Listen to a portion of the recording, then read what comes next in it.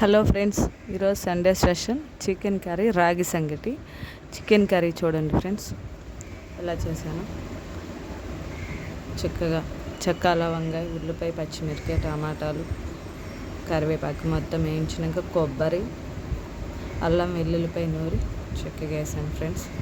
పచ్చివాసన పోయే వరకు వేపి కొంచెం పసుపు వేసి వేగినాక చక్కగా కడిగి పెట్టిన చికెన్ వేయాలి. చికెన్ వేసినాక చక్కగా బాగా కలపాలి. కలిపి మూత పెట్టి ఒక 10 నిమిషాలు ఉడికించాలి. ఫ్రెండ్స్, ఫస్ట్ టైం నా వీడియో చూస్తే కనుక సబ్స్క్రైబ్ చేసుకోండి, లైక్ చేయండి, షేర్ చేయండి. ఫ్రెండ్స్, నాకు సపోర్ట్ చేయండి.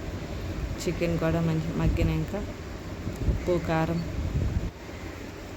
సాల్ట్, గరం మసాలా వేసి కొన్ని వాటర్ వేసి మూత పెట్టి చికెన్ కర్రీ అయిపోయింది.